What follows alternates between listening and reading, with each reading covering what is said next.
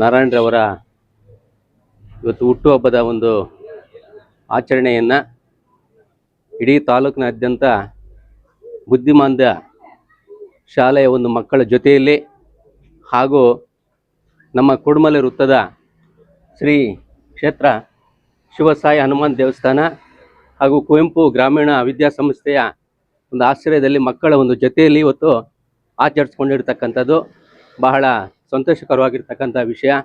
ಹಾಗೂ ನಾರಾಯಣರವರು ಬಗ್ಗೆ ಹೇಳುವುದಾದರೆ, ನಾನು ಇವತ್ತು ಸುಮಾರು ವರ್ಷಗಳಿಂದ ನೋಡ್ತಾನೆ ಇದ್ದೀನಿ, ಸಮಾಜ ಸೇವೆಯಲ್ಲಿ ಬಹಳವಾಗಿ ತೊಡಗಿಸ್ಕೊಂಡಿದ್ದಾರೆ. ಯುವಕರಾಗಿರೋ ಯಂಗ್ ಆ್ಯಂಡ್ ಡೈನಾಮಿಕ್ಕು ಒಂದು ರೀತಿಯಲ್ಲಿ ಬೆಳೆದು ಬರ್ತಾ ಇದ್ದಾರೆ. ತಾಲೂಕಿನಲ್ಲಿ ನಮ್ಮ ಒಂದು ಹೋಬಳಿನಲ್ಲಿ ಇದೇ ರೀತಿ ಮುಂದುವರಿಸ್ಕೊಂಡು ಹೋಗಲಿ ಈ ಒಂದು ಸಮಾಜ ಸೇವೆಯನ್ನು.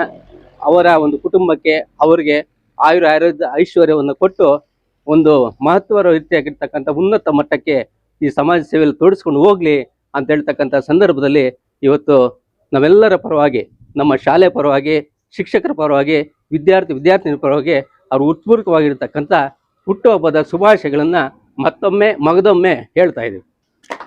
ನಮಸ್ಕಾರ, ಹರಿ ಓಂ. ಸೊ ನಾವು ಶ್ರೀ ಕ್ಷೇತ್ರ ಶಿವಸಾಯಿ ಹನುಮಾನ್ ದೇವಸ್ಥಾನ ವತಿಯಿಂದ ಮೊದಲನೇದಾಗಿ ನಾರಾಯಣ ಅಣ್ಣನವ್ರಿಗೆ ಹುಟ್ಟುಹಬ್ಬದ ಆರ್ಥಿಕ ಶುಭಾಶಯಗಳು. ಅಣ್ಣವರು ಹಲವಾರು ರೀತಿಯಲ್ಲಿ ಸಮಾಜ ಸೇವೆ ಮಾಡ್ತಾ ಇದ್ದಾರೆ. ಅದರಲ್ಲೂ ಕೂಡ ನಮ್ಮ ದೇವಸ್ಥಾನಕ್ಕೆ ಅತ್ಯುತ್ತಮವಾಗಿ ಮೊದಲನೇ ಸಲ ನಾವೇನು ಪಾಯ ಹಾಕೋ ಟೈಮಲ್ಲೇನೆ ನಮ್ಗೆ ಅಣ್ಣನವ್ರು ಯಾರು ಅಂತ ಗೊತ್ತೇ ಇರಲಿಲ್ಲ. ಸೈಲೆಂಟಾಗಿ ಬಂದ್ಬಿಟ್ಟು ಅವರು ಏನು ಕೊಡಬೇಕು ಅದನ್ನ ಕೊಟ್ಬಿಟ್ಟು ಏನು ಹೇಳ್ಬೇಡಿ ಅಂತ ಹೇಳ್ಬಿಟ್ಟು ಸೈಲೆಂಟಾಗಿ ಹೋಗ್ಬಿಟ್ರು. ಅಂತ ಒಂದು ಏನು ಪಬ್ಲಿಸಿಟಿ ತಗೊಂಡಿರ ನಿಸ್ವಾರ್ಥವಾಗಿ ಸೇವೆ ಮಾಡೋದು ಈಗಿನ ಕಾಲದಲ್ಲಿ ತುಂಬಾನೇ ಕಡಿಮೆ. ಅಂಥದ್ರಲ್ಲಿ ಅಣ್ಣನವರು ಒಂದು ಆಧ್ಯಾತ್ಮಿಕವಾಗಿ ನಮ್ಮ ಒಂದು ಇದಕ್ಕೆ ಅವರು ಯಾವಾಗೂ ಇದ್ದಾರೆ. ಅದಲ್ದಿರ ಲಾಸ್ಟ್ ಇಯರ್ ಗುರುಪೂರ್ಣಿಮೆಗೆ ಅಣ್ಣನವರು ಸುಮಾರು 5,000 ಭಕ್ತಾದಿಗಳಿಗೆ ಅನ್ನದಾನ ಅಣ್ಣನವರೇ ಏರ್ಪಡಿಸಿದ್ರು. ಎಲ್ಲ ಅವರ ಒಂದು ಸಂಕಲ್ಪದಲ್ಲಾಯ್ತು. ಅದಂತೂ ತುಂಬಾ ಖುಷಿ. ಯಾಕಂದ್ರೆ ಒಂದು ಚೂರು ಕೂಡ ಅನ್ನ ವೇಸ್ಟ್ ಆಗಿಲ್ಲ. ಯಾಕಂದ್ರೆ ತುಂಬಾ ಸಲ ನಾವು ಮಾಡಿದಾಗೆಲ್ಲ ವೇಸ್ಟ್ ಆಗ್ತಾ ಇತ್ತು. ಲಾಸ್ಟ್ ಟೈಮ್ ಒಂದು ಚೂರು ಕೂಡ ವೇಸ್ಟ್ ಆಗಿಲ್ಲ. ಎಲ್ಲರೂ ಕೂಡ ಬಂದು ಆರಾಮಾಗಿ ತಿನ್ಕೊಂಡು ಹೋದ್ರು. ಅದು ಕೂಡ ಸ್ಕೂಲ್ ಕಾಂಪೌಂಡ್ ಅಲ್ಲೇನೆ ನಾವು ಅರೇಂಜ್ ಮಾಡಿದ್ದು. ತುಂಬಾನೇ ಚೆನ್ನಾಗಾಯ್ತು.